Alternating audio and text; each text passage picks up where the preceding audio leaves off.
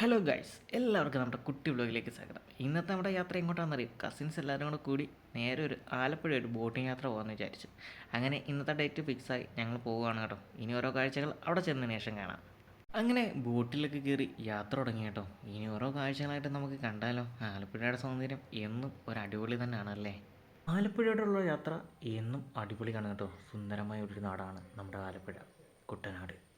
സൗന്ദര്യം ആസ്വദിച്ചുകൊണ്ട് നമ്മൾ യാത്ര തുടരുന്നു. അപ്പോഴാണ് ഒരു സ്പീഡ് ബോട്ട് വന്നത്. എന്നാൽ വിചാരിച്ച് എല്ലാവരും ഒന്ന് ആദ്യമായിട്ടല്ലേ സ്പീഡ് ബോട്ടിൽ കയറുന്നത്, അതിനകത്തൊന്ന് റൈഡിങ് കൂടെ ചെയ്യാമെന്ന്. അതിൻ്റെ ഒരു കുറേ വിഷ്വലും കാര്യങ്ങളും കാണാം. അങ്ങനെ എല്ലാവരും സ്പീഡ് ബോട്ട് കയറി കേട്ടോ. ഒരാൾക്ക് വരുന്ന പൈസ എന്ന് വെച്ച് പറയുകയാണെങ്കിൽ ഒരാൾക്ക് 300 രൂപയാണ് ഈടാക്കുന്നത്. നമുക്കിനി കുറേ കാഴ്ചകളൊക്കെ കണ്ടതിന് ശേഷം വരാം.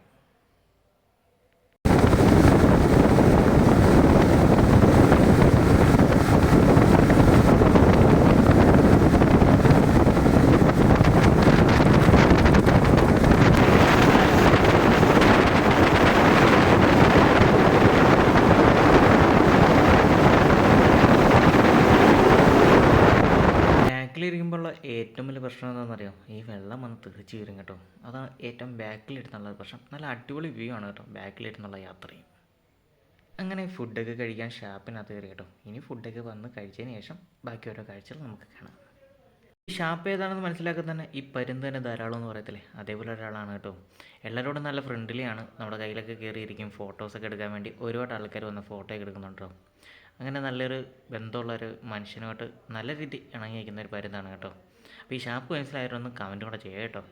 അങ്ങനെ ഫുഡൊക്കെ കഴിച്ച് നമ്മൾ നല്ല ഒരു പാലത്തിന് മുകളിൽ വന്ന് ഒന്ന് കാറ്റ് വെള്ളമെന്ന് കഴിച്ചു. അപ്പോൾ ഇന്നത്തെ കുട്ടി വ്ലോഗും കാര്യങ്ങളും ഇവിടെ അവസാനിക്കുകയാണ്. നമ്മുടെ ഫുൾ വീഡിയോ കാണുവാൻ നമ്മുടെ യൂട്യൂബ് ചാനൽ സന്ദർശിക്കുക.